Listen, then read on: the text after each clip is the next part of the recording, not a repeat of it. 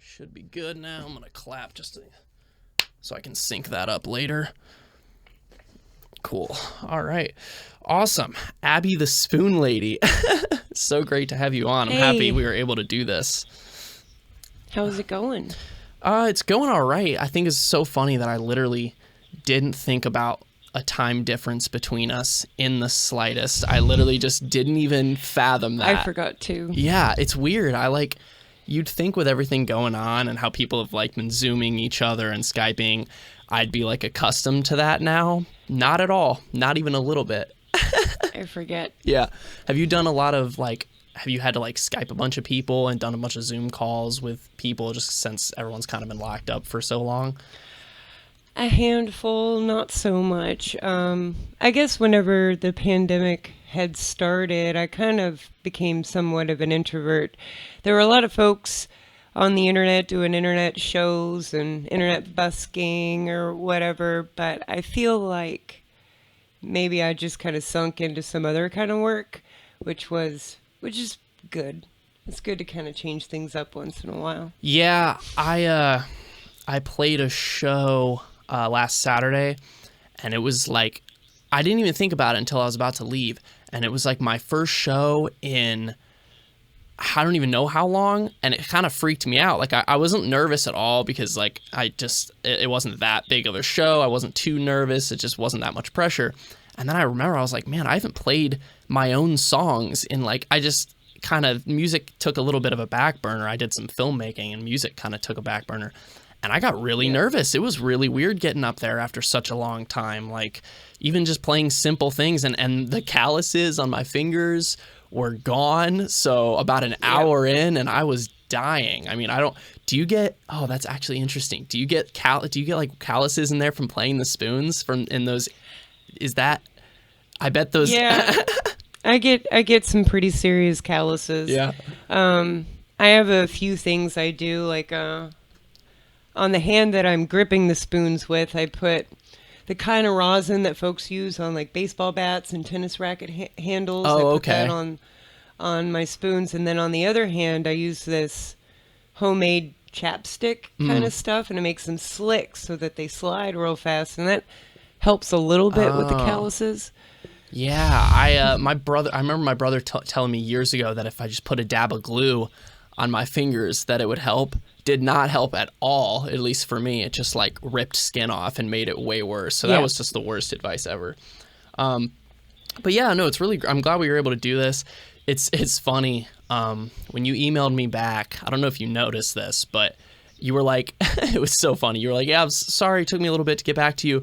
And it was 1 year to the day, exactly on the day. Did you notice that? It was really weird. I was like, the exact day? Like, it was cool. I was like, I don't know if that's any kind. My girlfriend would say that's like a synchronicity or something, but I don't know. I was just, maybe. maybe. It wasn't intentional. Right. I've just had so much going on between the pandemic and other stuff going on that. Have you started, I know you're not in Asheville anymore. You moved to, I think, Kansas, right? Isn't that where it is? Yeah, I'm in Winfield, Kansas, which is home of the Walnut Valley Festival and the National Flat Picking Championship. So there's a lot of music here, a lot of bluegrass, stuff like that. Yeah. And you moved, I know you said, I think you're closer to family, but also just Asheville is really expensive. Is that definitely big part of that? Yeah, Asheville has gotten not only really expensive for the artists that kind of created the space to begin with. There's not very much that's affordable, especially, not for rent and especially not for buying. And so I kind of got to the point where I was booking out of town all the time anyway, because stuff in Asheville doesn't really pay so much, like festivals even. I ended up booking out of the county all the time. And then as far as street music was concerned, from the beginning, I don't know if you remember back in like 2014, there was a big hubbub about street music and all the stuff going on. Well, the big issue is that our crowds were getting too big. That was the biggest complaints, was that our crowds were too big. People couldn't walk down the sidewalks, and it's a public safety issue. People have to be able to use the crosscuts on the sidewalks, especially those in wheelchairs, things like that. It's only fair that they be able to use the space also. But that being said, fast forwarding time, here we are, 2021. We've lost more space for street performance than we have gained. And we've added and added and added more and more feet to the sidewalks. So now, our street performers are in the same spots they were 10 years ago, except now our crowds are in the street and blocking traffic, and it's a huge issue. And so recently I went back into Asheville for a day to visit a friend. I was like, well, I can hit up some street music while I'm here, because I was a street performer in Asheville way before I ever lived there. And so I was like, I can hit up the street for a day. But the only spot that was big enough for me to play had construction going on next to it that particular day over by the Flatiron. Yeah. And so I couldn't even play because there's literally not a spot big enough for me to play. And then on the other side of downtown, we had a bunch of folks, religious folks, very loud with loudspeakers and stuff like that, and pretty much putting everybody out of commission. Right. And that was in Asheville that there was, I haven't seen any, I've seen a lot of buskers, obviously. I haven't seen any like religious anything since I've lived here but I've only been here for like 2 years now. So I haven't seen a lot of that. They've been hanging out by where the old monument used to be. There at Pack Square in the middle. Oh no, I have actually seen some of that, yeah. And they have loudspeakers and canned music playing so loud that all those surrounding street performance spots are pretty much out of commission, especially for anybody who's acoustic. Mm-hmm. So or possibly some of the jugglers can deal with it. But if you're an acoustic band like us, that takes that entire side of downtown out of commission. And so what do I have left? I've got the Flatiron space. If I play in front of the Speartech store, folks literally get trapped inside of the store and can't even get out of the store. Yeah. That's definitely not fair to do to them. That's a fire hazard. Yeah, that's really interesting. I think I haven't seen. I saw recently they passed some new loudness ordinance laws for downtown, which I would think would also obviously apply to anyone with a megaphone or anyone doing anything like that that's not doing music. I'm not really sure how it's going to pertain to any kind of religious freedom of speech.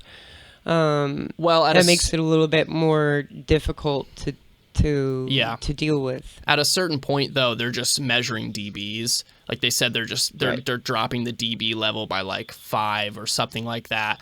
So even though you could claim freedom of speech for any of that stuff, at a certain point it's just hey, I can't hear my kid talking to me in our apartment or something. It's not going to matter. Hopefully, I would hope that people couldn't just claim freedom of speech religion just to get away with something. It's usually what that happens a lot, but who knows? On the other side of the axe here, you've got all the street performers who are going, isn't this freedom of speech? Right. And maybe even as it pertains to amplifiers and volume, and the truth of the matter is, with the Asheville Buskers Collective hat on, amplifiers are an important part of street performing today. It's 2021. We have people who loop. We have people who use electric fiddles, keyboards. It is 2021. With my Spoon Lady hat on, though, I have to admit I'm not a huge fan of amplified busking unless it's something pertaining that you specifically need for your instrument. I find that there's a lot of folks who are going out who are just backing up canned music. Folks aren't learning to project their voices the correct way anymore, use their instrument the correct way anymore. Wow. And I feel because of that, some of those aspects of street performance have been dumbed down a little bit. And it's not to say that amplified street performers aren't great performers, because some of them very much are. That's not what I'm saying whatsoever. It's just different Yeah. now. Well, I think that's And maybe good. I'm a little old school. No, I think it's good that you're able to say that, because I think a lot of people, because you're, like you said, you're a part of that community, but you also think broadly in other terms, and I think that's good, because there is two sides to that. Like, I've definitely seen people who it merits that, and they do need to have some kind of amplification, or like you said, looping. Definitely. But yeah, there's definitely an argument to be made that the loudest performer is going to get the most attention and get the most tips and all these things. And that's, I have a personal thing with that, just with music in general, not even with street performing, even though it obviously applies to street performing. Just music in general nowadays, they make things so loud that they lose all these dynamics, and our brains are hardwired to think that loud is better. So a lot of big professional musicians now mix things in a way that just, it makes insanely loud, but then it sounds really artificial, and they lose that because they're wanting people to like their music, and people's brains are geared towards that just because they're super loud. Like, I know that's not really having to do with busking, but it kind of is, because if you're way louder than everyone else on the street, people are going to come to you, and then it kind of, I don't know, I'd be upset if I had just had an acoustic guitar downtown Asheville and then like someone was blaring, assuming they didn't need to be, like if they were doing the same thing I was doing. It would definitely kind of put me off a little bit. I would just want to, I don't know, have a fair game, right? Well, there used to be a lot more acoustic performers in Asheville. You know, we used to have a lot of acoustic bands and stuff that would set up and gather some pretty decent crowds, but all those bands have kind of gone. There's not enough space for them left. Yeah.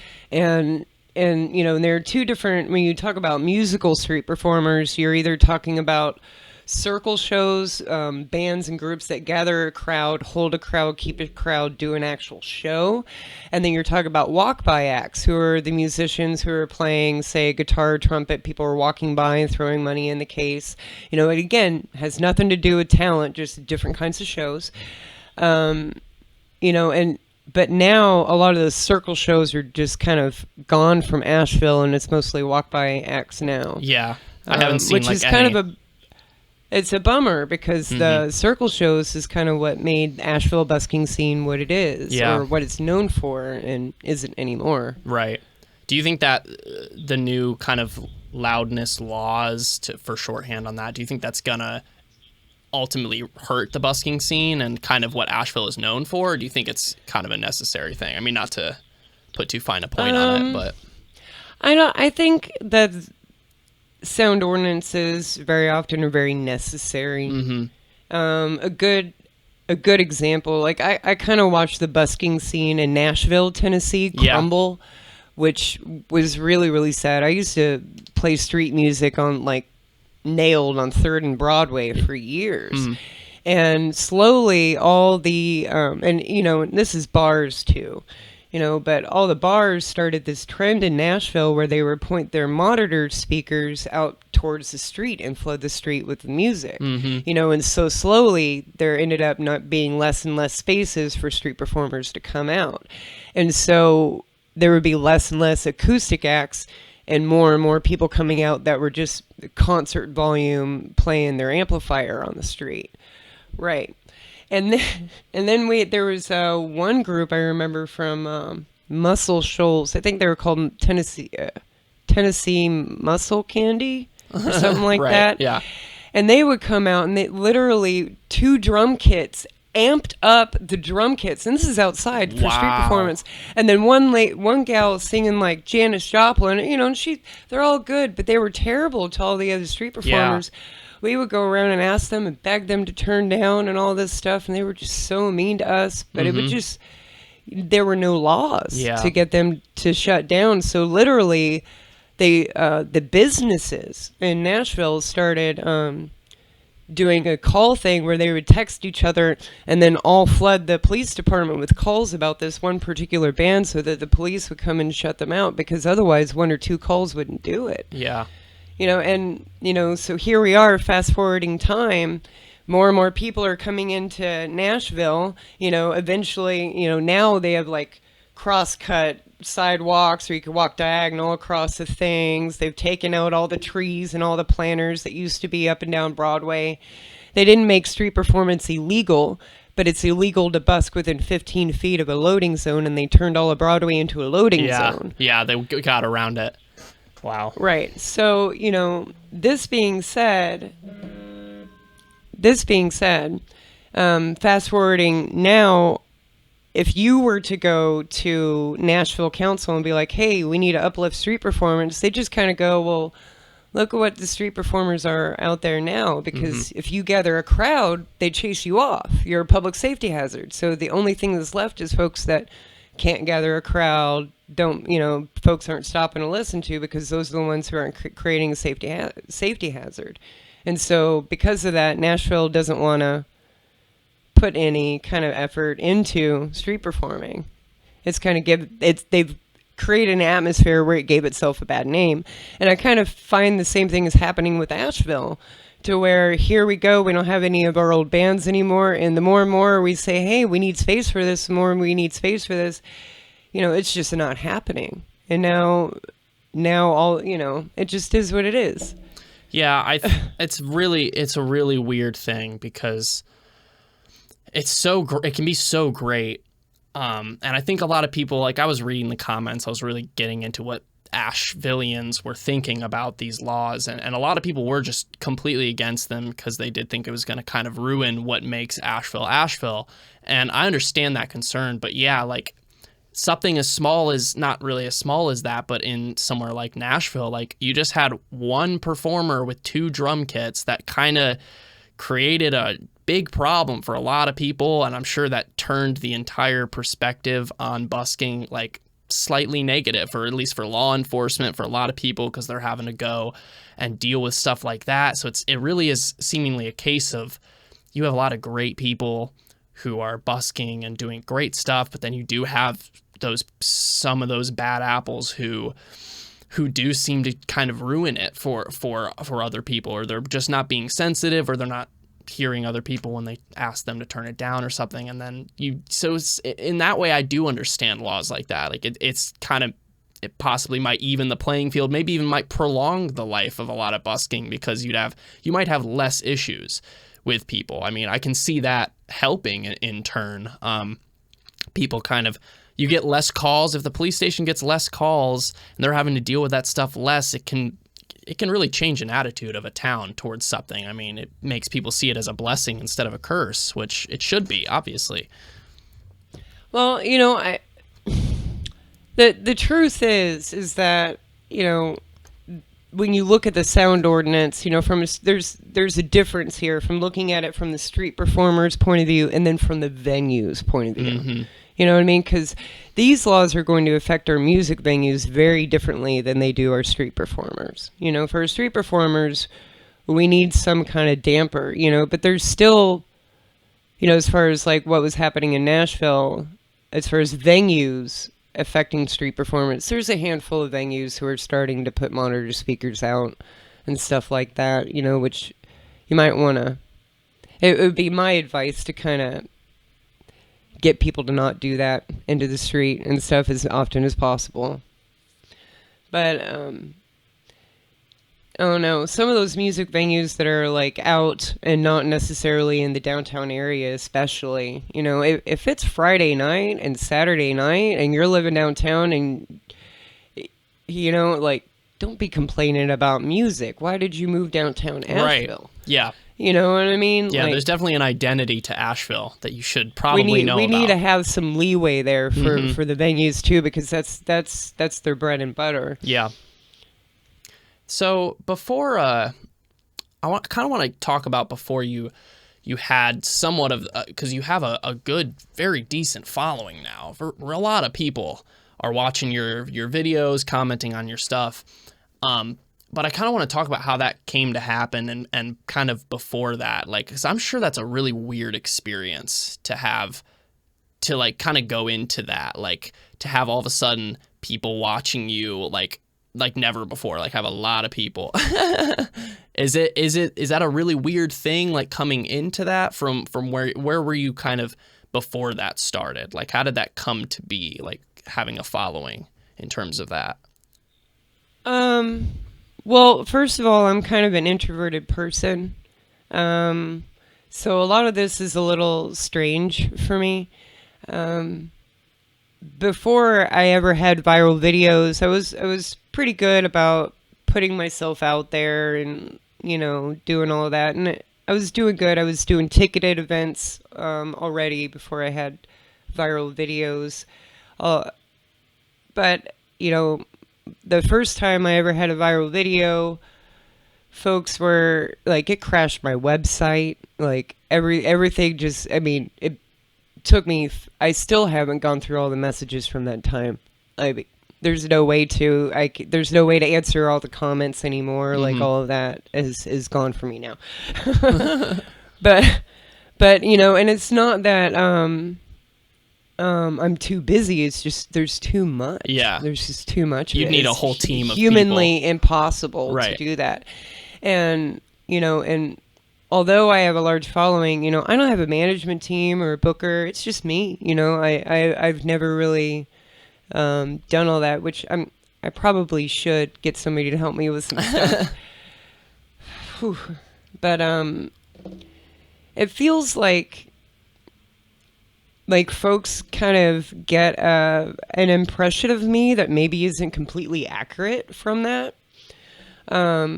Like, for example, some of the videos say things like, oh, well, she just looks like she just rolled off the mountain. Those are my folks from Kentucky. Those are, and I'm from Kansas. Right. I didn't roll off a mountain.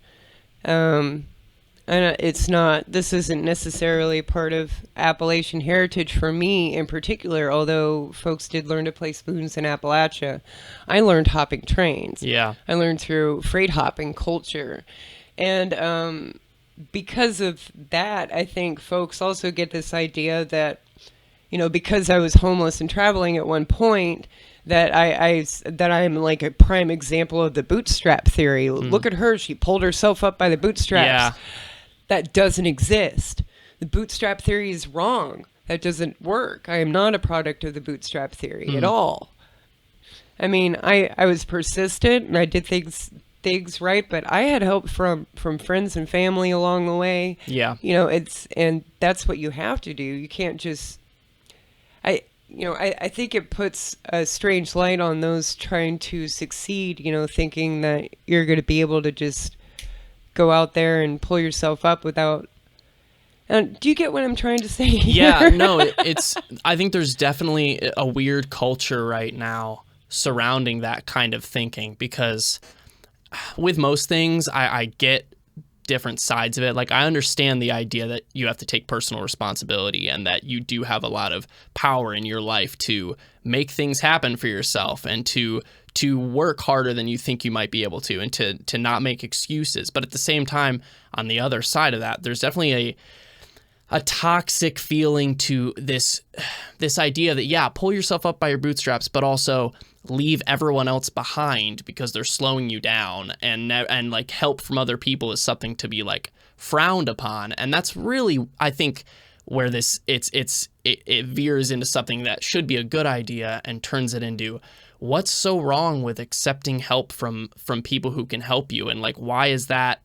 I think the ability to accept that help and to not think that you have to do everything is a form of strength in of itself. Like, wouldn't you say? I mean, it's weird to me the way that America looks at homelessness in general, because, the whole idea of being like a hobo and wandering around and all this stuff is a very anti-capitalist notion, and so, but it's very, very romantic for a lot of people. They romanticize it. Great scenery, women with pies at the back door. Yeah. You get to meet all these awesome people, and sure, you get to see cool things. You get to meet new people, but you're homeless. Yeah. You're homeless, and you're dragging your stuff around the country, and it completely changes your idea of what is and isn't. And I think folks, it surprises me sometimes when I read some of the comments And I know that I've had a handful of gospel tunes that have gone viral, but and so it kind of makes it kind of weirds me out a little bit when folks just immediately assume that I vote one way or another way, or Absolutely. I do this or I do that, and I'm a freaking hobo. I'm going to want people to have food stamps. I'm Right. going to want people to have health care. I sat there on the streets and looking at America from the sidewalk up, I met people in tent cities that were putting themselves through nursing school and college, and most of the homeless people I knew were working. Yeah. I've had people scream, "Get a job at me," after I got off of work. Right.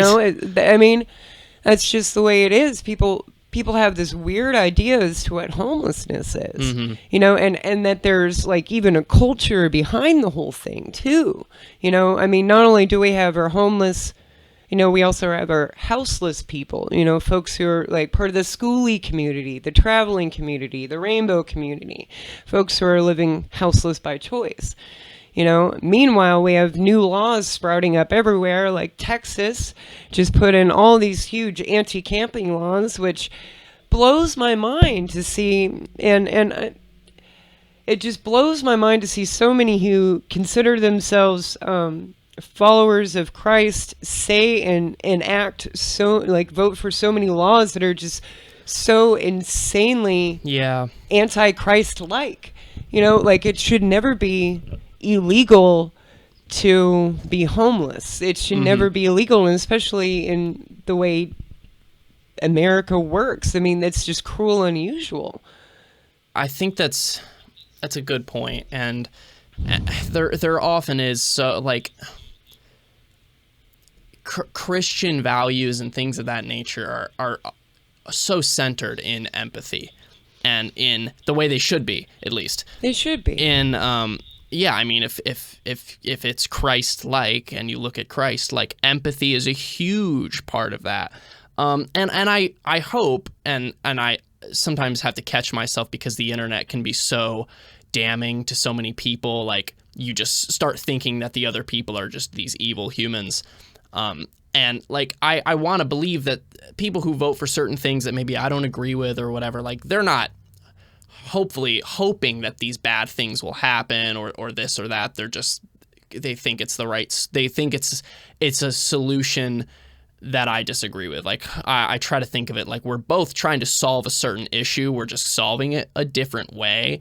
And I hope at the best of times that that's what it is, that people aren't being maleficent or malevolent with their voting or with what they believe in, hopefully, which is, I think, a big problem is that we don't look at it that way. I mean, even just what you just said is that people kind of assume you vote a certain way or assume that you come from a certain place just because of very, like, aesthetic choices or music you play or whatever. And I think we do that with a lot of things. It's literally just like, oh, you supported this thing, well, then I can look at you and literally assume every other thing you support because of that, which is insane. Like, that is the opposite of free thinking. You'll never think that way. Just because I feel like people should have access to medical care does not make me a radical. Right, yeah. I just want... I mean, there's so many people that are homeless on the streets now because they couldn't, or still can't get medical care.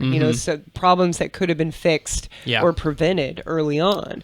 Whether it be mental illness or physical issues like being hurt at work, especially for folks who are doing day jobs and trying to pick up odd jobs under the table.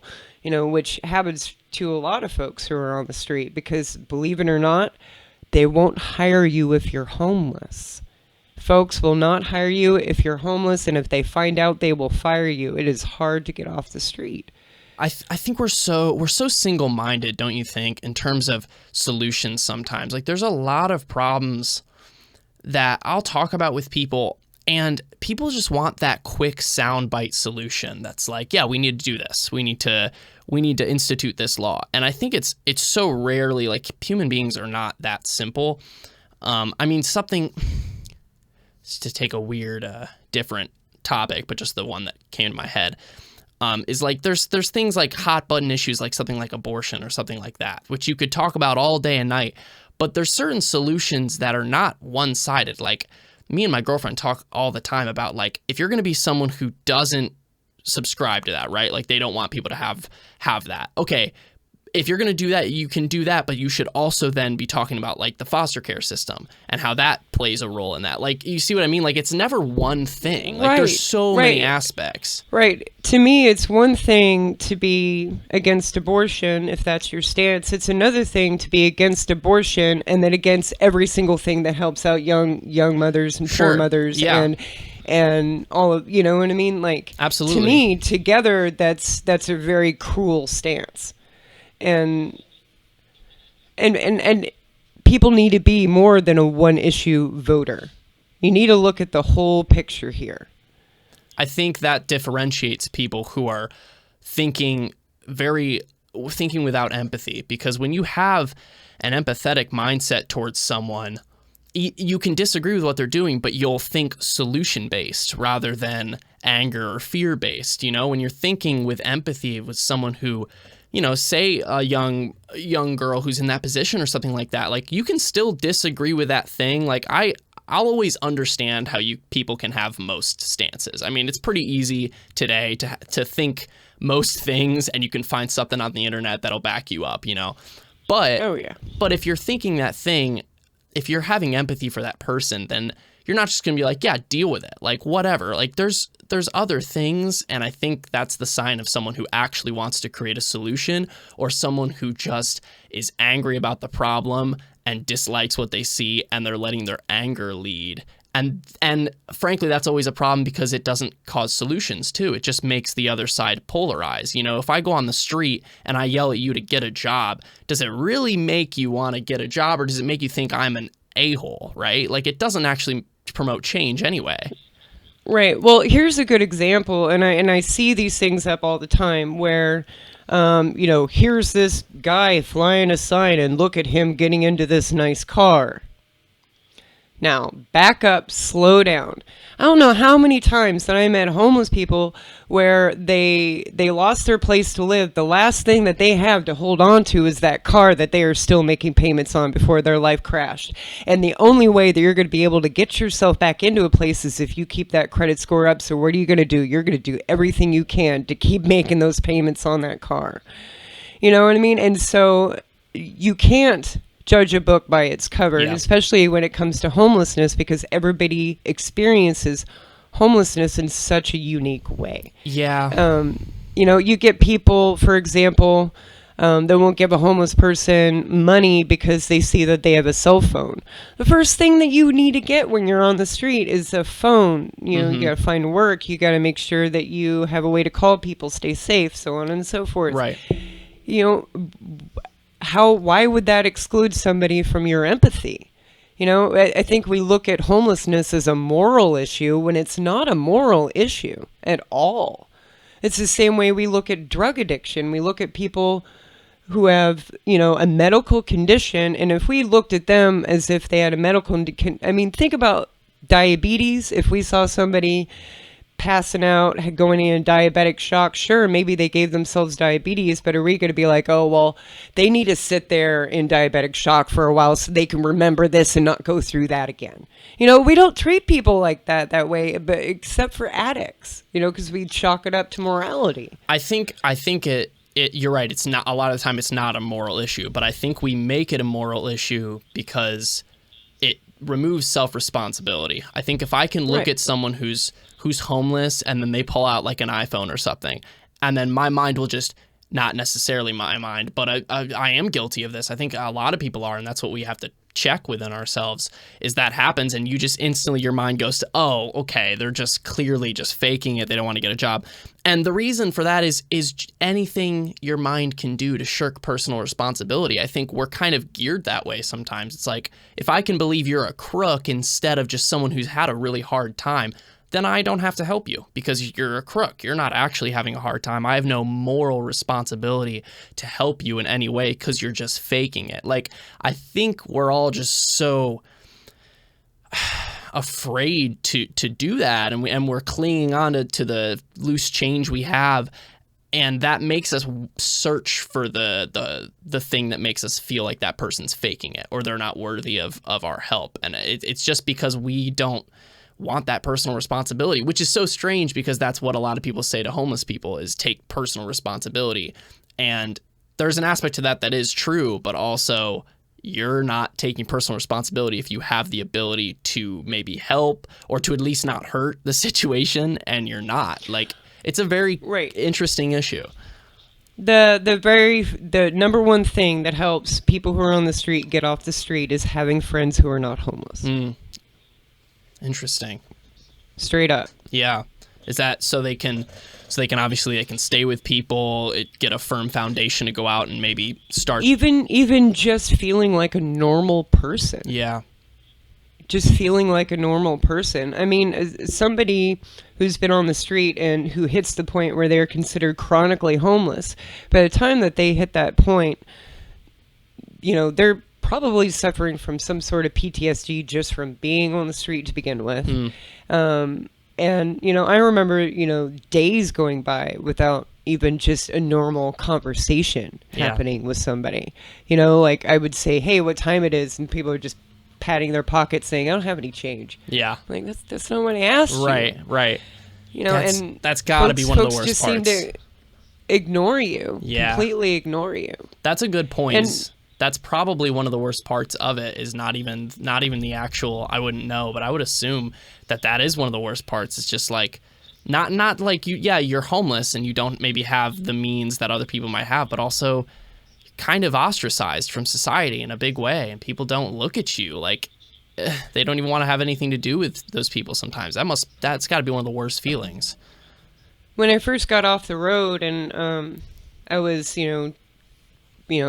trying to integrate back into normal society and do all that kind of stuff. Yeah. I remember, I would go up to the gas station or something with a friend, and my friend would go into the gas station to get a drink or something, and I'd be standing outside waiting on him. And I would always have this feeling like somebody is about to ask me to leave. And it took me months to shake that feeling everywhere I went. Somebody's about to ask me to leave. Somebody's going to ask me to leave. Just always looking over my shoulder because that's what I had been used to all the time. And I feel like we spend a lot of time, especially busy cities, just walking by people all the time that we probably have a lot in common with. And, just because they are homeless or maybe it looks like they come from some kind of different social standing or whatever else it is, when maybe we should be stopping and saying, hey, my name is, and learning more about each other. Because we're just kind of shouting at each other about so many things nowadays instead of listening to each other's stories. Yeah. I think we underestimate how valuable that can be to just be there and be present with someone like that, to just sit there and talk to someone like they exist, like they're a person that's in front of you and you're connecting with, is a really, really valuable thing. We don't really value stuff like that today as much. And I think it's great that you talk about that, because people think homelessness and they think no money and stuff like that. And I'm sure that's a problem, but also you just don't get human connection like that. I mean, people just don't want to connect with you. And I'm sure that's got to be so difficult. And I think, I don't know, the way I try to handle those situations, because I've had to really, I came from Ohio. I moved to Asheville from Ohio, and we had some homeless people, but not nearly what Asheville is like. There's just a lot more of that here. And so I've definitely had to kind of confront how I feel about that and how my attitude towards that, and what am I going to do when I'm in that situation, when someone wants to talk to me or when they want some loose change or whatever. And it's definitely a weird thing that makes you question your own morality. It checks you. And I try to always engage with people and look them in the eye and talk with them, unless I'm getting obviously a strange vibe in terms of like my own safety, because we all have to think like that too. Or if I'm with my girlfriend and someone is seemingly maybe I've had people come up to me who were very, very much drunk or very something other kind of thing. I don't know. And in those situations, I'm like, all right, sorry, I have to also consider myself.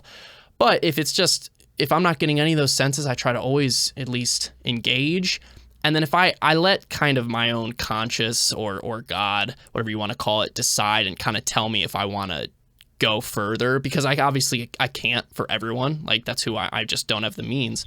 You take everybody at assess each situation on your own. Just because folks are homeless doesn't mean you have to monetarily support those homeless people. That's absolutely not in any way, shape, or form what I'm saying. What I'm saying is don't judge a book by its cover. You never know somebody's story, and the bootstrap theory just isn't something that works in America. We've kind of sucked ourselves down with individualism to a point where, it's all about me, and I, and we're not reaching out and doing the things we need to do to lift other people up anymore. We're just kind of stuck with, I need to do this myself, and yanking on our bootstraps, and that whole thing, the whole lift yourself up by the bootstraps, that's right. That's not. I mean, what does that really mean? That's literally an impossible act. Yeah, I mean, I do think there is I hear what you're saying, and I do think that we've gone far too far with it. I'm someone who thinks more in line of a middle ground with those things, because I do think there's times it's a weird problem to tackle, because there is always a point where you do enable certain behaviors that you don't want. So you have to walk this fine line of, like, we have to help these people, but there are a lot of people where you're helping them is not helping them anymore. It's actually hurting. And I think we have to strike this middle ground that's not just, individualistic, pull yourself up, you can do it because your circumstances don't even matter at all. I don't think that's valid. I think that's an oversimplification. But at the same time, that's why I think it's good in America that we do have a constant argument basically going on, because you need those people who go pull themselves up by their bootstraps or whatever, to be countered by the other people who say we should help them as much as humanly possible, because usually the solution is somewhere in the middle there. You just can't, you can't just pull people up by their bootstraps, but also you do need to, I think, personal responsibility and self-esteem that comes with that is a big way that people end up helping themselves. But that can't be the only thing. I can't just say that and then leave like I have no responsibility, because now I've not actually solved the problem. I've just told the person that it's all their fault and that they can do everything and they should fix their life. Right, and maybe it is all their fault or whatever. Sure. But that's not really the point. We don't know. Homelessness is a symptom of other issues a city or town is having. And I don't ever think the homelessness issue will ever be solved. Mm-hmm. You know what I mean? Like, it's always going to be something that exists. It exists everywhere. There'll always be that kind of issue. But we can alleviate some of the homelessness by just dealing with some of those things that create homelessness to begin with. Affordable housing is one of them. Access to medical is another one. Access to mental health care is one of them. Absolutely. Not treating drug addicts like they are, Satan themselves. Yeah. Is another way. Right. Because that just pushes people into more addiction if they feel like, it just pushes that. Nobody should have to hit rock bottom. And I don't believe in the whole rock bottom thing whatsoever. That's interesting. I do. I mean, in terms of, I do very specifically, I think, though, because like in terms of what we're talking about, not so much. I have a specific situation in my life where the person they were not homeless at all. They had the means. It was a completely different thing. And they didn't hit rock bottom in terms of like dangerous and being on the street. It was more of like it was a different thing. But like, that's why I'll say, like, I sometimes support the idea that the person needs to see the consequence of their actions, but it's not really a homeless thing. It was a completely different situation. It was like the person was like pushing everyone away who actually wanted to be there for them legitimately and just would not accept help, would not talk to anybody, but yet wanted us all to still like be there when they wanted us to be completely one-sided. And then I was Some like, folks are happy in misery. yeah. And then there was a part to where I was like, you know what? I think we need to, this person's taking us for granted. And I don't think it's a bad thing that we say, hey, I'm an individual too, and I'm going to step back, and you're going to have to, like, you're not treating me right. And that was an aspect of like, I'm letting this person hit rock bottom because they don't even understand that I am trying to help them. But the difference there between that and what you're saying, because I agree with what you're saying, is that I was trying to help before I decided that the person needs to be on their own for a little bit. Like, I didn't just say that. Like, we all kind of collectively came to that decision because we had already tried everything else. Right. It was like a last resort type thing. Because, yeah, I think a lot of people are you can't help and save everybody. Mm-hmm. I mean, and that's just the truth of it, but we can sit back and we can listen to other people's stories, and we can even take those stories and learn how to help other people with those stories, so on and so forth. Yeah. We've just kind of quit talking to each other. There's a lot of people who are on the street who are... I feel like when people think about homelessness, they think about folks who are like the visibly homeless. The folks that are flying cardboard signs, that are sitting on the sidewalk, that are... panhandling, this and that. But your folks probably stand in line at the grocery store every day with somebody who's homeless and don't even know it. The homeless situation is not something that I think people give the correct visual to. There's so many people who are homeless in their cars who have gym memberships. Yeah. You know what I mean? Yeah, they're absolutely. taking showers, they got a place to put their stuff, and they don't look homeless off front. And again, we're not hearing people's stories or understanding exactly what homelessness is, and so when areas put in laws like LA was, I'm not sure exactly what's going on with it now, but they were talking about putting forth a law that says, you have to be forced into a shelter if there's a bed. And to me, it's like, that's cruel. Like if I were, coming from somebody who was homeless by choice and traveling, if I went to LA and I had to be forced into a shelter against my will, I'd be feeling like, where's my due process? Why am I being arrested? Right. Yeah. Why are you doing this to me? I don't want to be in this shelter where there are drugs and mental illness and doing this and doing that. That's, I shouldn't be forced into that. I have rights too. Yeah. But folks don't hear about that. Like, well, everybody who's homeless wants a shelter and all this stuff. And that's not the case. A lot of people don't go into shelters because they work second or third shift. Like, or for example, the one in Nashville, you're not allowed to bring in any of your belongings into the shelter. So if you have any kind of tools, if you're a musician, have a guitar, anything like that, you might as well just call it gone. So that's tough. You're a moral failing for not wanting to go into the shelter, so on and so forth. I hear comments like that all the time. Oh, well, you just want to not follow the rules, and you know what I mean? That's not the case. Not the case at all.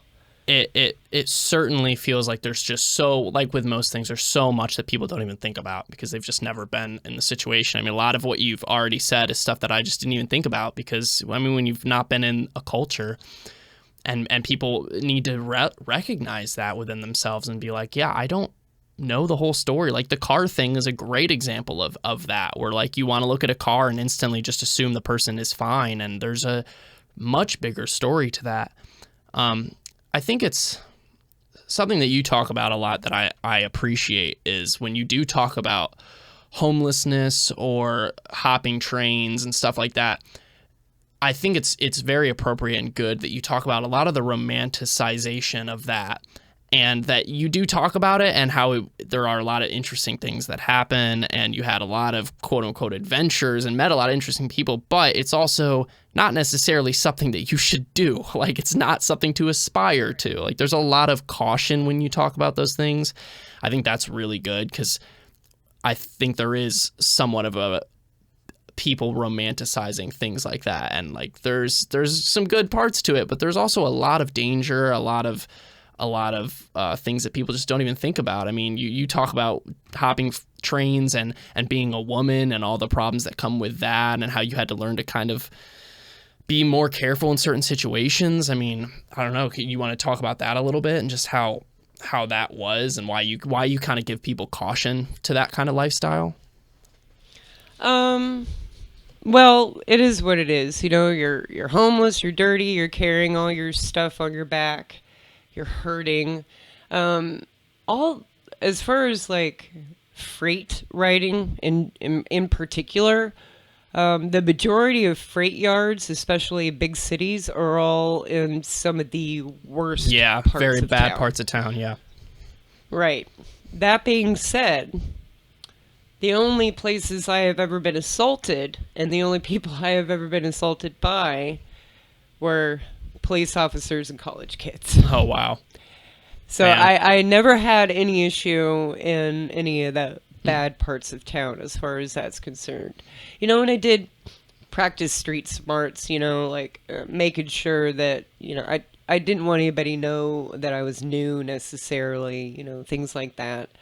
But, when you're new and you first walk into a town, the first people that are going to come up to you and check in with you and do all that are the other homeless people. They're going to tell you, well, where can you be safe from the police, from the very people that are paid to protect you, which just kind of puts you in a weird situation, like mentally a little bit. And, they tell you where, if there's resources to be had, where to go, so on and so forth. If you're street performing, where does that happen? Stuff like that. And so there seems to always be some kind of home guard or whatever every town you go to that kind of points the way for you, which is great. But as far as the people that I met, a lot of folks who were traveling the same way that I was traveling, everybody had a totally different reason for being there to begin with. Some folks were, aged out of foster care and didn't really have a direction. There's a lot of that. There are a lot of folks who were just, taking a few years off before they wanted to go to college too, that were traveling on the rails, stuff Wow. like that. There are a handful of folks who are old school riders who still ride, who are like doctors and lawyers and stuff. Oh, Take wow. off once in a while. Huh. And you meet folks who are health nuts on the trains, you know what I mean? So I met a lot of people who were riding with like fold up bikes, that they would put in the train cars with them and then kind of ride around a little bit too when they got to towns. And so, just such a vast area of people, lots and lots of musicians on the rails, which is always fun. Which is one of the reasons why the musical telephone game with folk songs still happens on the rails. Yeah. Because a lot of train riders are still playing songs that were played by hobos in 1910. Yeah. Wow. And so it's That's pretty great. interesting to see that word of mouth storytelling kind of musical morph still happening. People still singing Railroad Bill, which is, a song about an old train rider at the end of the 1800s that he used to like push onions off of train cars and stuff as he went through poor neighborhoods and things. And so none of the locals would ever turn him in because to them he was a hero. He was like Robin Hood. Yeah. That's so interesting. There's so much history and culture that's preserved, and that's such a like a ancient way of preserving things. I mean, just orally, or just the fact that those songs have stayed around and people just is there how much of there is like a camaraderie between people riding a train together or just going the same direction versus like a healthy skepticism and being careful around those people? Like how much is either one of those? Oh, it's half a dozen of one, half a dozen of another. Yeah. People get nervous, for example, people get nervous about picking up hitchhikers. Chances are, if it's somebody who's, like traveler that's got, big old beat up backpack and a dog and looks like he's been on the road a while, chances are that person has had their name run over and over and over and over and over again by police. They are not on the run from anything crazy or anything like that. But, that being said, it's just like any other group of people. You're going to have folks who are just awful. And you're going to have folks who are just all right. They're doing good and have careers even. I have a friend who does transcriptions and stuff for money as she's riding trains. She'll stop in a coffee shop and she does like transcribing phone calls and stuff for people. And she earns money that way. People do all sorts of stuff on the rails now as far as earning a living.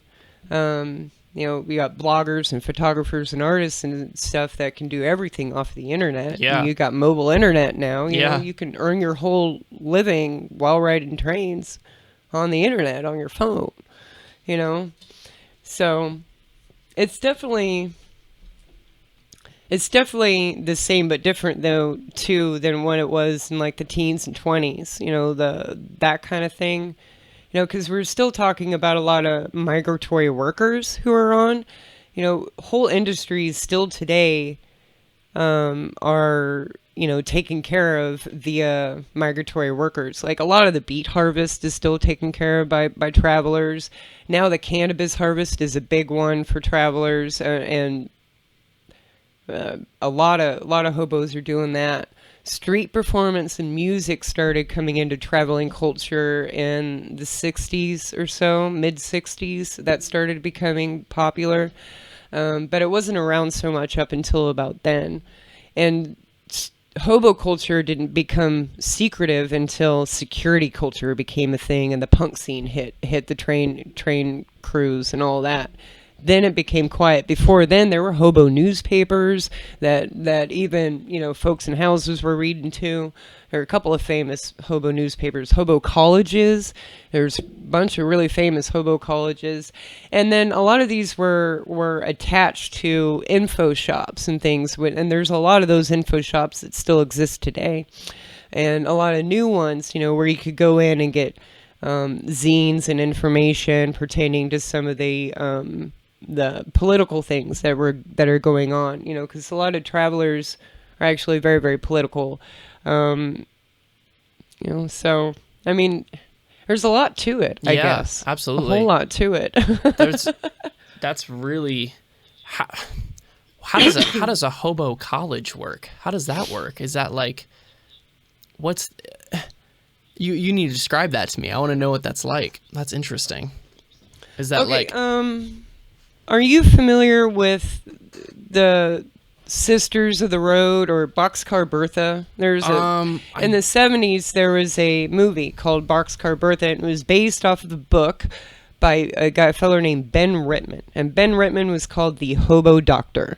And the Hobo Doctor, he was, he would treat anybody. He would treat poor folks and rich folks and black folks and homeless folks, but folks didn't necessarily like a lot of his practices. Like he would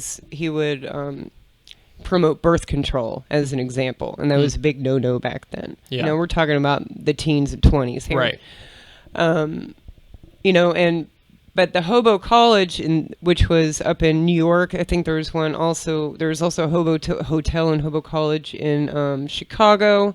There was a Hobo College in Oklahoma City. There's a handful of them.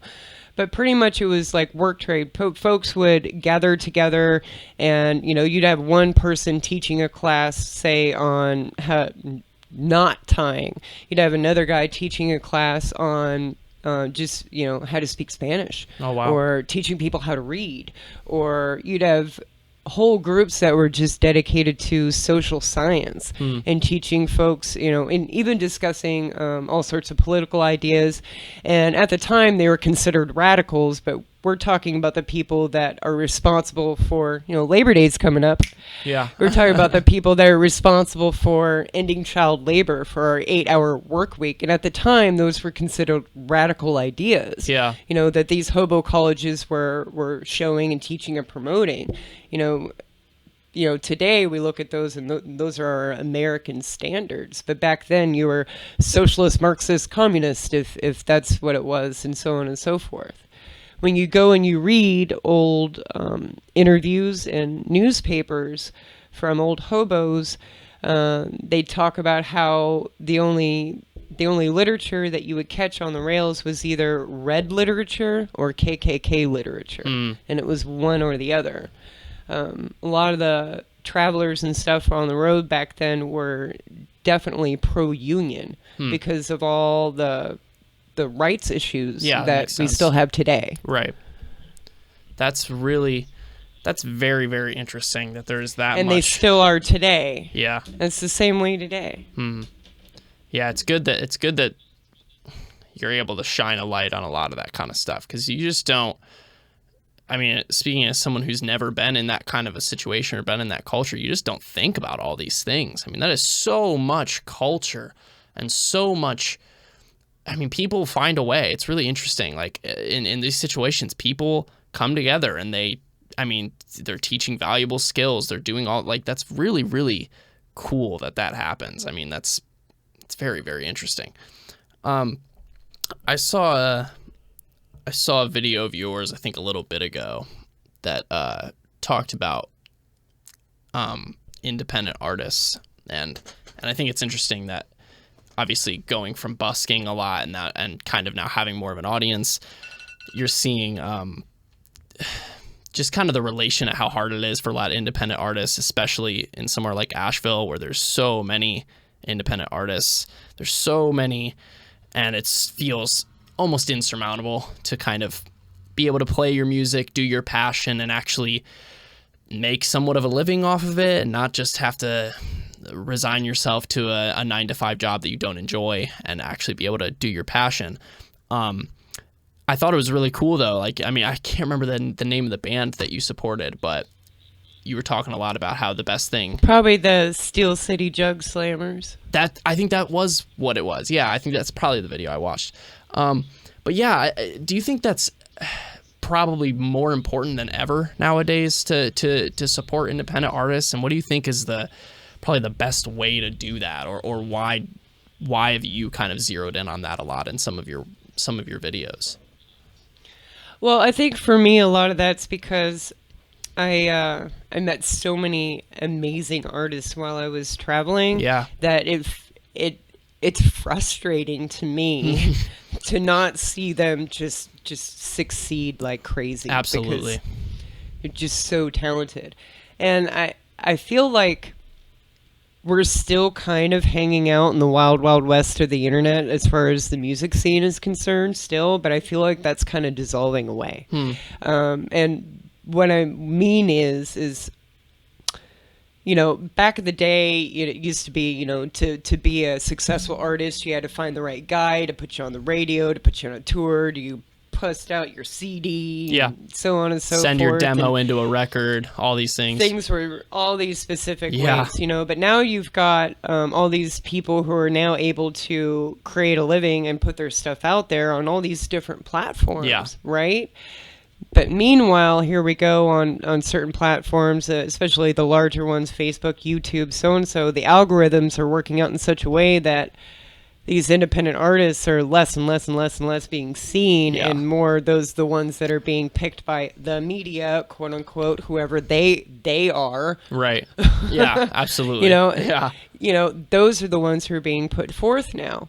And I know a lot of it has to do with these media companies, folks picking and choosing and knowing who's the right algorithm or having the money to back up that kind of stuff.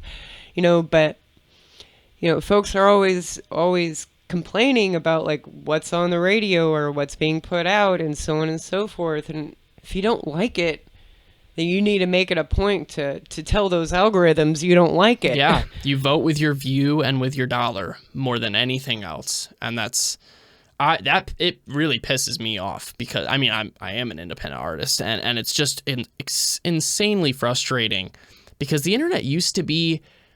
I mean, it's funny that you describe it as the Wild West because it used to, especially in the early days of YouTube.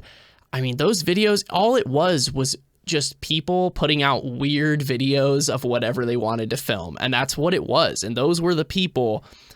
And now it's like the biggest thing promoted on YouTube are things that are already going to do very well. Like Taylor Swift doesn't need her video to get more views. Like she's already going to be the biggest artist ever.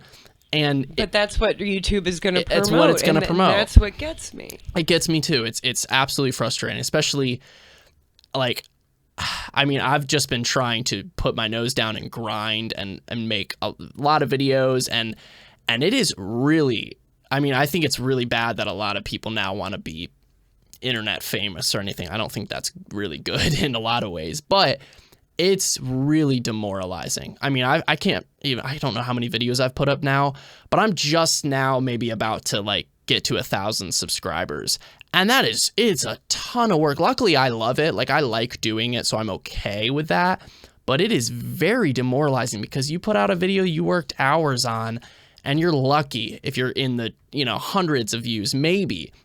A lot of people never see past their friends and family, and then someone else just kind of puts something out and then and it's millions of views because YouTube is recommending it because they can monetize it, they can do whatever they need to do, and I just wish it was a platform for creators again, and it doesn't feel like that's what it is anymore. It feels like it's a ad revenue now, and it's really frustrating as someone who creates. I mean, it takes a long time to make videos or to make a song. I mean, it takes months, and it really sucks sometimes when that stuff, you just feel like you're fighting an insurmountable monster. And it's not your fault whatsoever. And I feel like YouTube and stuff like that especially started getting harder for independent artists when like all the Comedy Central shows and mainstream shows started all their own personal YouTubes.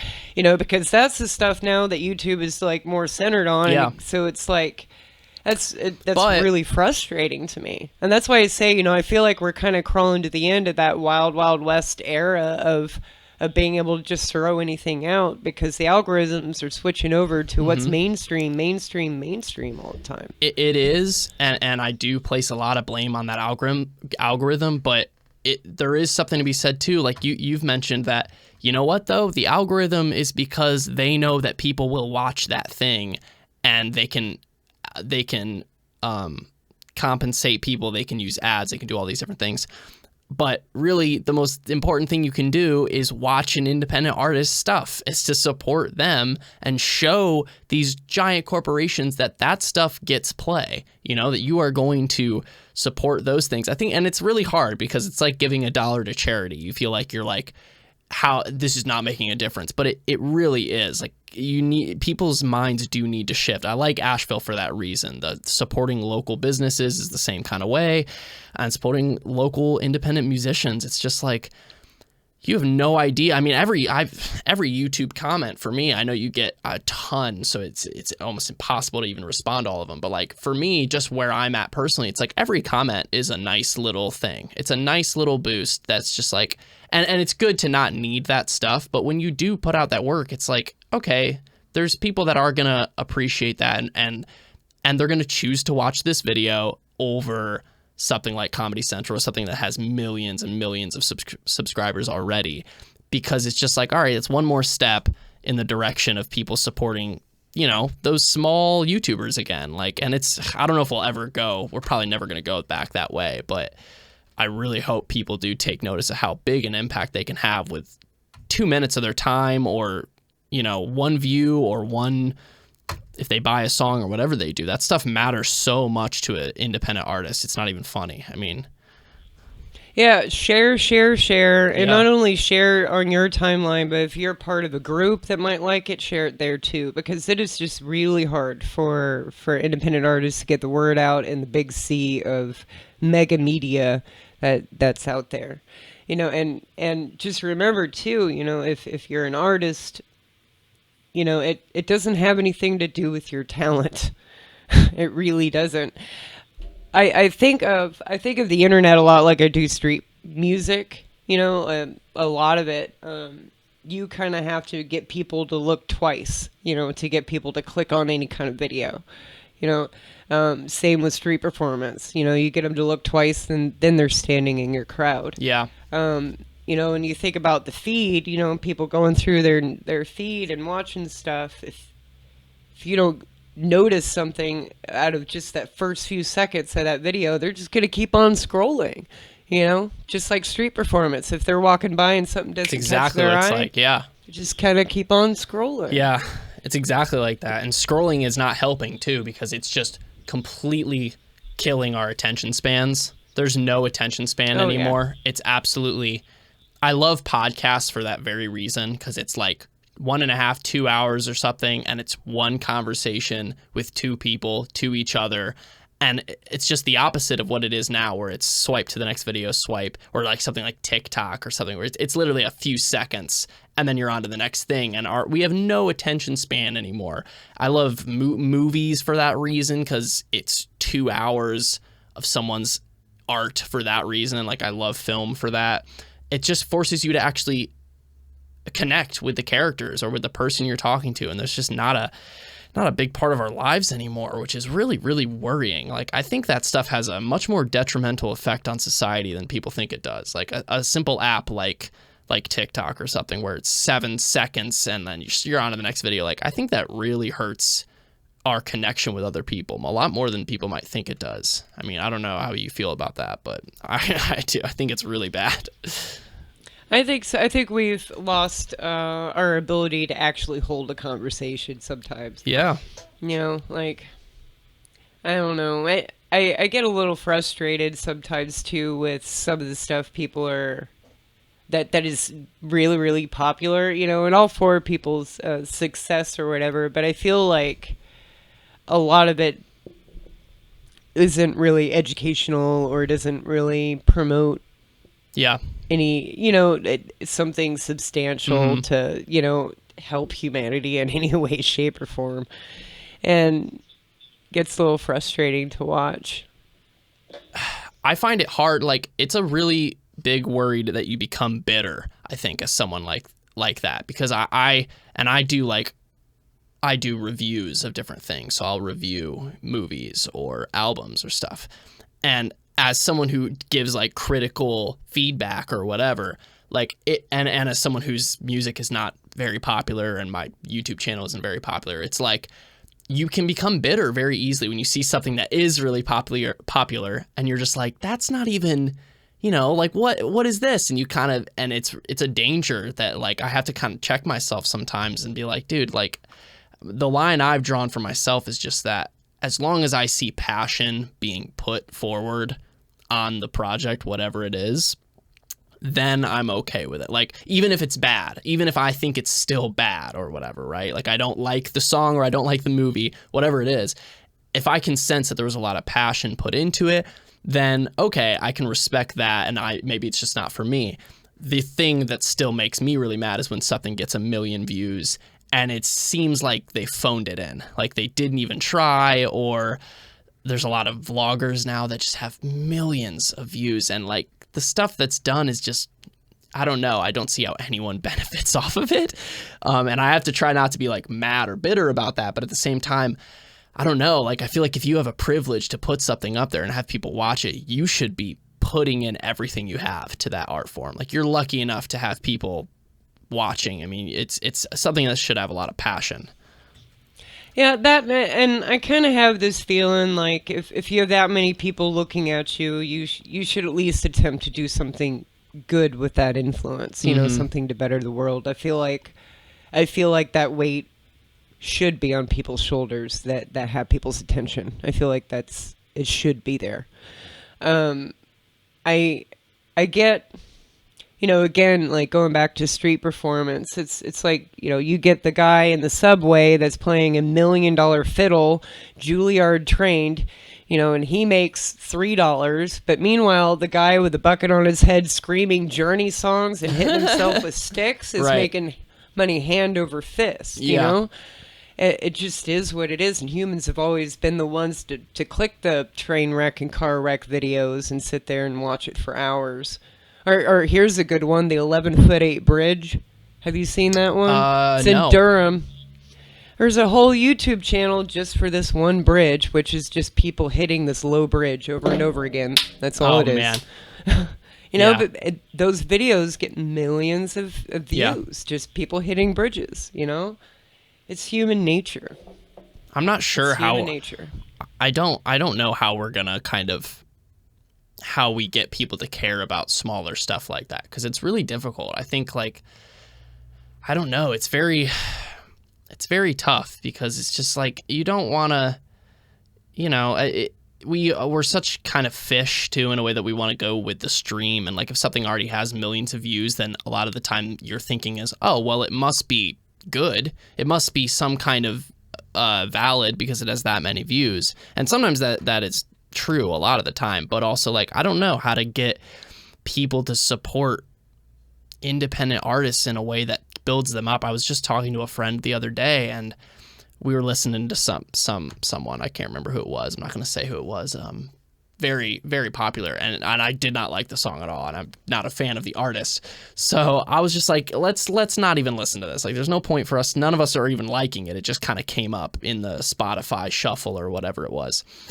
And my friend started talking to me about just like, does it really matter if we listen to this song? Like, is it real? We're like the 2 trillionth person to listen to this song. And to that, I'm like, yeah, I get it. I understand that line of thinking, but also, like, then why do you vote in any election? Like, your view, and when you take the time to listen to something, I mean, that really, it matters, especially if you can get a lot of people to think like that. And I think, like, your view is worth something. When you take your time, I should say, is worth something. When you take that time to sit there and absorb what someone has made for you or whatever, that is a valuable thing that a lot of people would fight for.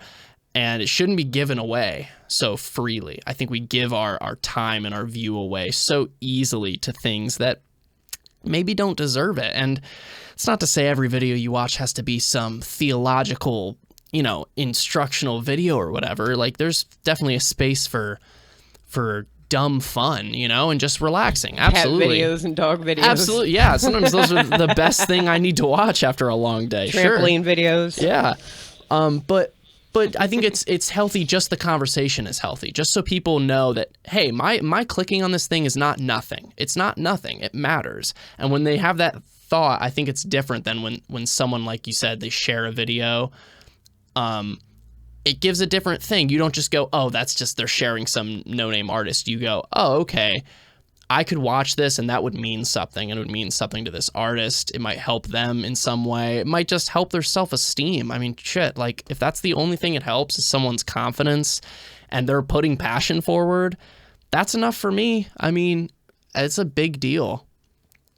I don't know. It's a freaking epidemic. I know we're in a pandemic right now, but that's a whole thing, is we're being overstimulated with so much information that it's lost its value completely. And now I agree. Yeah, and now we'll just watch anything for any amount of time, as long as it, you know, is over fast, I guess. And it's just, I don't know. I really think we've lost something there. That's why I love long form podcasts and movies and things like that. Just stuff that is really gonna elicit a human response and an emotion. I don't know. I think we talked about how to support independent artists, but it's funny. I think we're, what are we at, an hour 18? Okay, so you have on your YouTube, and I might have an introduction to this on the video that I post. I don't know yet, but you do talk a lot about free speech and being a free speech activist in a lot of ways.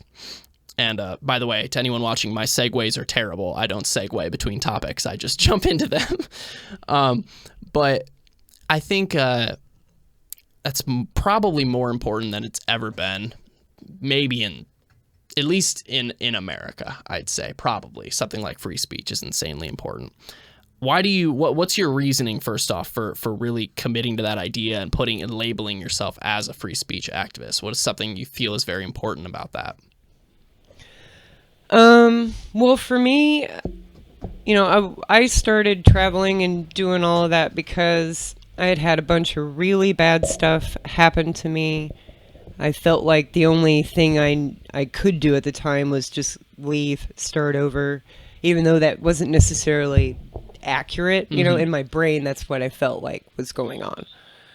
And you know, if it wasn't for street performance and street music and getting involved with that scene, I don't know what would have happened to me. Because it gave me a community to be part of, and so on and so forth. So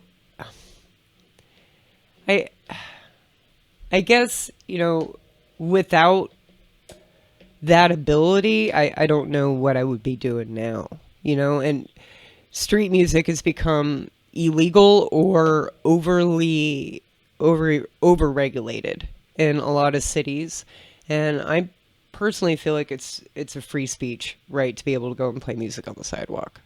I do. I understand that public safety trumps everything, so on and so forth. I understand that, but our First Amendment laws are they're kind of just looked at in different ways from city to city and state to state and jurisdiction to jurisdiction. Yeah. Which makes it really, really hard. There's no like person to person. Yeah. Yeah. Officer to officer. Right. But to me, like for example, if a city asks me for a permit in a town for street music, I just start skipping that town. I feel like I shouldn't have to ask permission to exercise my First Amendment right. I shouldn't have to pay to exercise my First Amendment right on the street. And city after city, like Nashville, Tennessee isn't a good street performance spot anymore. And whenever they shut it down there, we ended up with a bunch of people in Asheville that were turned up to 11, and everybody was like, everything's loud now. Right. But at the same time, they shut down street performance at Myrtle Beach. And Myrtle Beach was known for street music. Wow. They have all the jugglers and stuff like that. Yeah. And then we had this influx of jugglers and stuff coming into Asheville.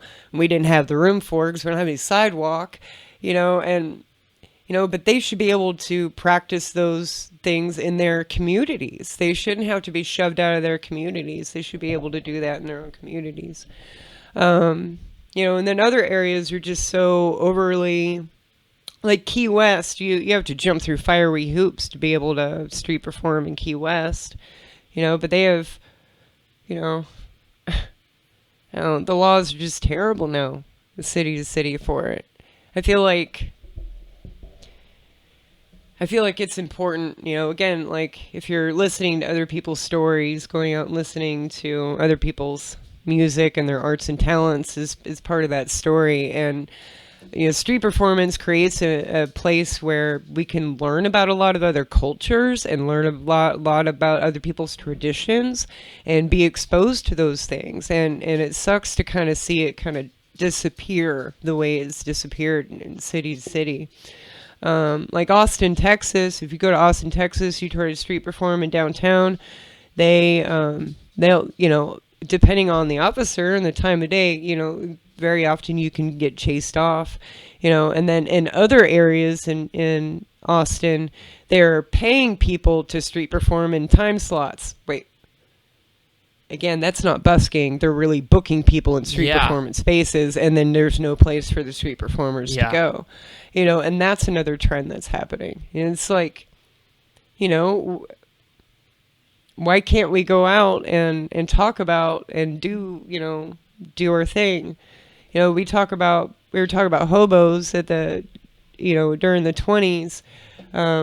There's this thing called the Soapbox Union.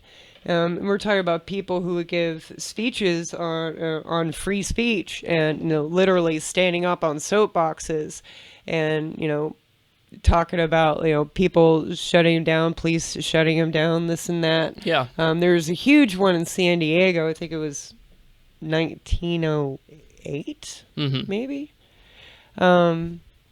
But to me, it's just really fascinating how hard it is to get your opinion out there in general without, like, in Yeah. a public sphere. Yeah.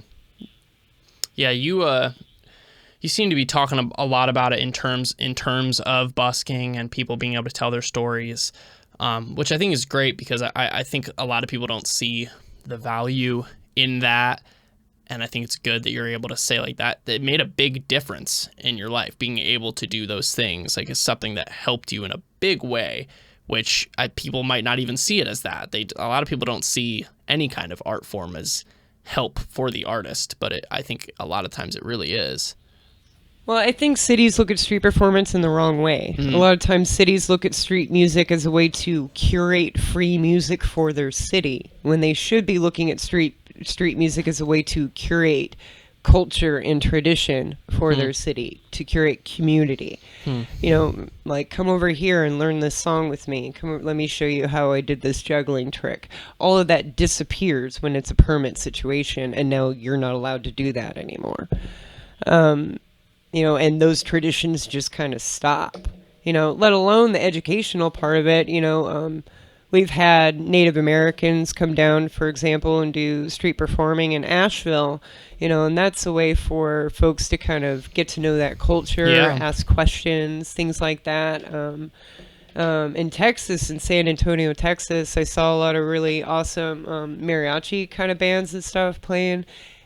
Same kind of thing. That's a way to get exposed to other people's cultures, ask questions, meet people outside of your little bubble. Yeah. You know? Do you think people just feel uncomfortable in situations like that with different buskers or people of different cultures? Do you think people just feel too uncomfortable to get involved? And that's a big part of why there's not outcry from people who don't busk who appreciate it. Like, do you think people just feel weird for some reason?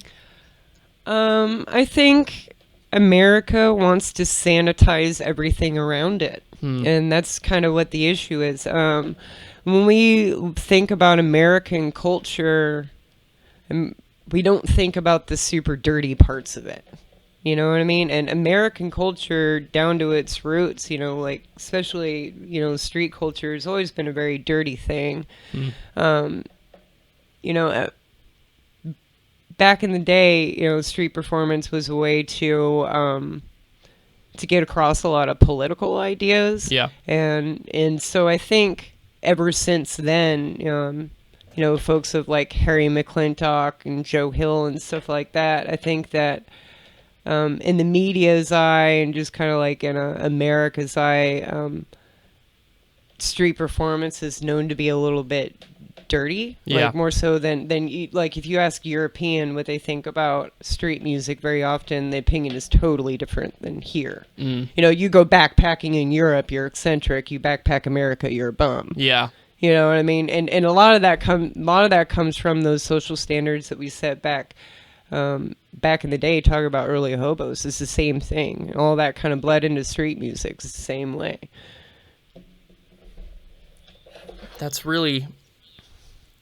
It's very interesting that people don't seem to, I don't know, because there's definitely an element of that. I mean, even it depends on the person, obviously, because I think what happens too is people have a bad experience or a couple bad experiences, and it really puts them off. Like, you have someone who is acting in a way that's inappropriate, or they are maybe on something, or you don't know, and then you just kind of I've seen a lot of really bad street music acts. Sure, and you just kind of attribute it to the whole thing, and it's just, and I think that's what makes you uncomfortable, and it's something that I think we need to understand, but also something to kind of be aware of when you're walking through downtown or whatever. Like, I might have a bias here. Well, it's a little bit like making cars illegal just because some people drive drunk. Yeah. You know, like, why make street music illegal just because some guys busk drunk? If you have an issue with people coming out and drinking on the streets, then those are the laws that you need to uphold. Right. If you have an issue with people coming out and leaving litter around, those are the laws that you need to uphold. Why make laws about something totally different if it doesn't have anything to do with those issues that are being put out? If you have a drug issue, then you need to deal with the drug issue. That doesn't have to do with street music. Right. I completely agree. I think it's an oversimplification, like it always is with people. They just want to cover every base and not actually look at a problem a little more delicately. When I asked you about free speech too, I thought I didn't expect you to bring so much about busking into it, which is really good because I think that is a big part of that. In today's like climate though, especially with everything going on, at least that's why I said like that. I think free speech is one of the most important things because it seems like now there's a big problem with this in terms of people being able to say what they think, despite it maybe being ill-founded or stupid, but also, I don't know, just the fact that these companies, there's a lot of social media companies now that have so much power that it's hard to trust really any of them, even though they might not be doing anything nefarious. They probably are in terms of like, if I had to bet on it, but right. But like, it's really weird, like especially today with everything being so political as it is and everyone having so many charged opinions and we're so tribal on so many things that we completely divide into camps and are unable to talk to each other at all. I think it's more important than ever that people are able to say kind of whatever they want, which is, I don't know if, and you might not agree with that. I know a lot of people don't necessarily agree with the idea that everyone should kind of be able to say whatever they want. But I personally go down, at least I lean more towards that side just because I think it's important that even if you're wrong, now you get to know that you're wrong because you put out an idea that was wrong and other people exercising their free speech were also able to now talk with you and say, no, I think that's wrong because this and this and this. And when you lose that, you lose nuance in ideas. You just get what we have now, which is polarization of you think your thing and you're a bigot because of that, and I think my thing and I'm a whatever because of that.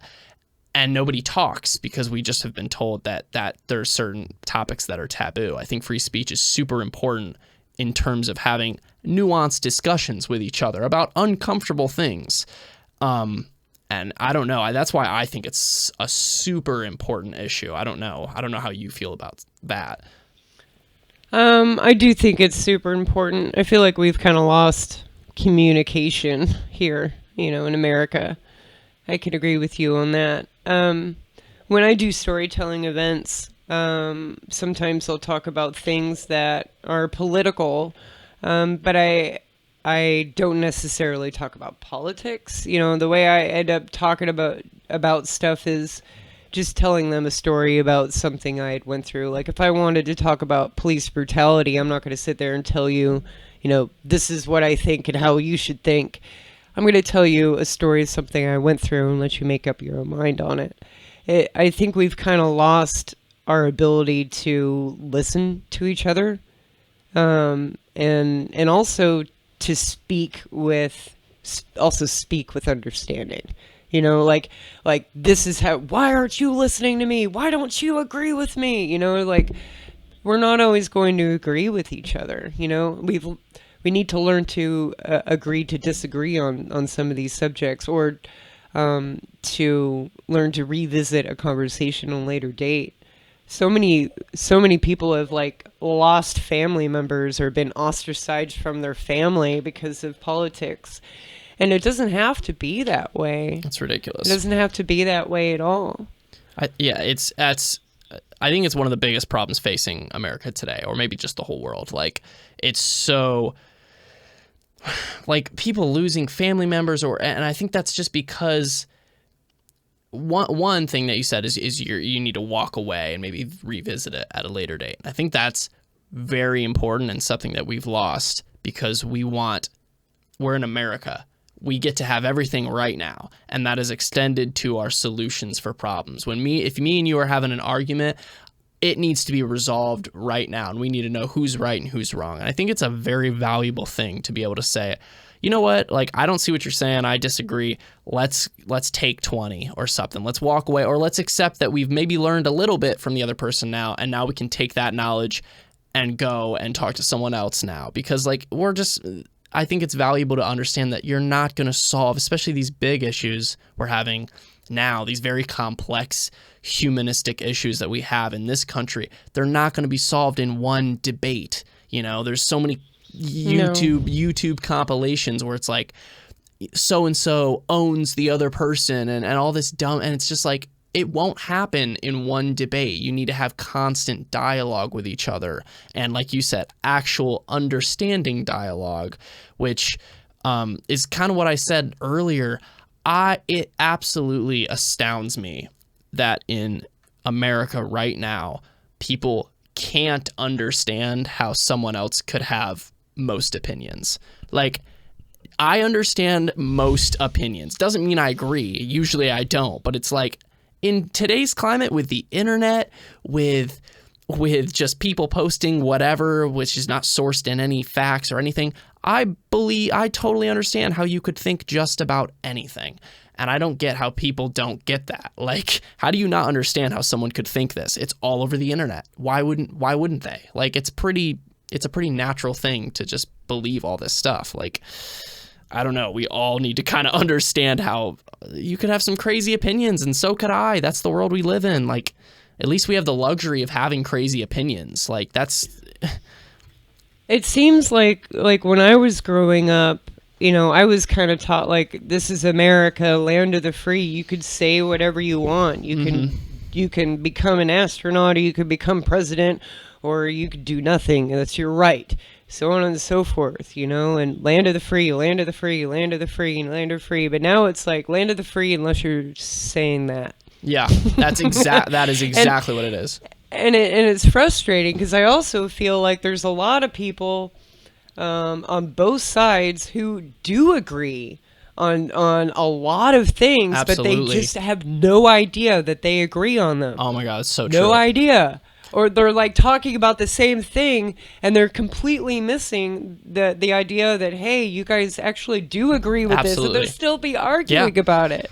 I think it's a big symptom of being divided into camps, because you don't even see the other person as a person anymore. You just see them as a Democrat or a conservative or whatever, and then like before you even had the conversation, you've decided everything you think about the other person already before they've even opened their mouth. And that is it's literally the enemy of any kind of nuanced thinking. It's like sometimes I talk to a lot of people, and often I have to be like, hey, talk to me. Like, right now you're talking to the group that you think I represent.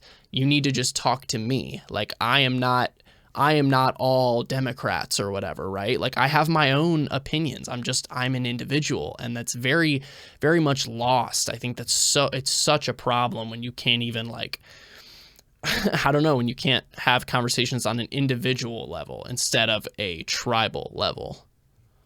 Well, it's like when folks vote for laws that maybe I don't agree with, or stand for laws that maybe I don't agree with. It doesn't mean necessarily, a lot of times there are other reasons folks are voting for those laws. It doesn't necessarily mean that, like, for example, the anti-homeless, anti-camping laws that we were talking about earlier, just because somebody voted for that doesn't necessarily mean that they hate all homeless people. You know, and that's not necessarily the case. Sometimes they have their own story that I haven't heard that led them to their conclusion on this. And vice versa. Maybe they haven't heard my story. Right. But just you being able to think that way is the solution. Just you being able to say, maybe they have a story that I haven't heard, and that's why they think the thing that they think. If like, people just need to have that mentality going in to just about everything, because then, like, you can still, like, I'm sure you still disagree. You don't compromise your beliefs, but you hold space for the idea that the other person isn't just this evil person who just wants all homeless people to die. Like, no, they right. Most likely have some kind of, in their head, rational reason, and it's worth talking over with them. And by the way, the only way you're gonna actually change their mind is by having a conversation anyway. So it's not like if you want them to not vote for that law or whatever, then you probably shouldn't ostracize them out of your family, because then they're not good. They're just gonna double down on their beliefs. When I moved to Asheville, I hung out with a lot of different people that I've never met before. And I made it a point when we would have conversations about controversial things or maybe some hot button issues to not talk about where I maybe lined up politically or whatever, and I didn't want to know where they did. And we'd have an hour-long conversation that was great, where we really connected on a lot of things. Maybe we disagreed about some things, but we had that connection. And then at the end of it, it was like, okay, so what do you kind of think you are? And they're like, oh, I'm probably a conservative, or I'm a Democrat, or whatever. And I'd be like, yeah, I'm not that thing. We are completely on like opposite sides of the spectrum. But look at how we just had a great conversation, and we weren't yelling at each other. And it's like, do you think these labels of like conservative, liberal, Democrat, radical, all these things, like, do you think at this point they're doing more harm than good? Like, because there's a use to labels, but do you think at this point that we've made them more difficult than ever to actually empathize with other people? I think that since those political labels have started to become people's entire identity, in some cases, that's definitely gotten in the way of people communicating in a way that they should be. I don't understand how folks don't just look back at like the bigger picture and it's either right or left, red or blue, you know what I mean? Like there's a bigger spectrum of colors than just that. And I feel like we've all kind of gotten colorblind to just those two colors. Mm-hmm. Yeah, and there's no nuance. When it's one or the other, there's no middle ground. And I've found in my short life, I've found that like it's almost always the middle ground. It's no, very few of us are always completely right. Like very few issues am I just like, yeah, no, I've got it completely figured out, and there's nothing you could say that would like surprise me in any way. And I didn't think about that. Very few times do I actually have something figured out to the level that I'd like to. I'm just not that smart. Like, it's just not the way it is. Like, if I know anything, it's that I don't know that much, and we should probably all try to realize that. I don't know. It's a very weird thing. But I mean, I think it's good just us talking about this. Like, we probably disagree on a bunch of stuff, I would think, just because we're people and there's so many issues. Like, but like, you're able to speak to the person. I think, like you said, this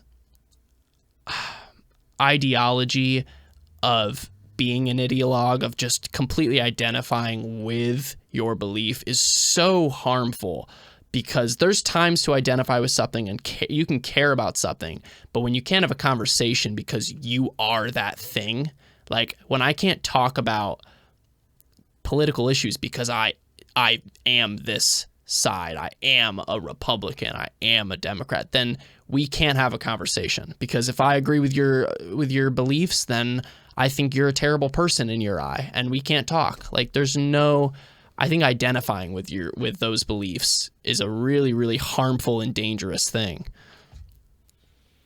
Definitely.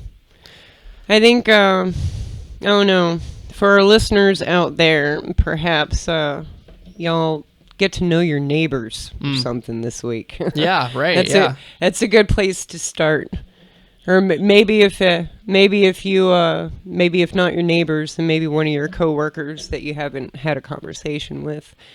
You know, that's kind of how you start reaching out and breaking this whole cycle we're into. Absolutely, yeah. I think it starts very small, and it might feel like you're not making any kind of a difference, but I think that's the whole point, is that if everyone can do that little thing and just have a conversation the next time you see someone that, you know, like, we are all in a grocery store and no one's talking to each other at all, and all our heads are buried in our phones. Like, if you can just have one conversation, make it an intention to go out and have a conversation with someone, take 5 minutes or whatever, like, it's probably worth it in the end, I think, very much so. Abby, this has been great. I have like one more quick question, because I think we're coming up on like 2 hours, and then I think that'll be a good spot to cut it at. Okay. But I saw also, what have you done? You've done horror films? You've been in some horror films? I know that's random, but I saw that and I was very curious, because I didn't know if I'd not seen anything like that, but I'm really curious. I've done cameos in a handful of random B flicks. For example, one of them was Jugface, which was kind of interesting. It might still be on Netflix, maybe. But yeah, I like movies a lot in general, and I love film in movies. general. Love film. So if anybody out there doing film, you're looking for a spoon player, let me know. I have fun with stuff. I am, and I might. Like, I just directed a horror short film a little bit ago. Oh, cool. And I just thought it was interesting. It's just one of those things that I was reading, just kind of the thing you have on YouTube, and I was just like, horror films like that. It was like came out of nowhere for me, and I was like, oh, that's really cool. Like, there's a lot of independent filmmakers too. That's a whole nother talk. We could talk about. That's just like insane. But yeah, I'm thinking about doing some more. Can I spit you out with my film idea that maybe somebody will take me up on? Absolutely, do it. Let's hear it.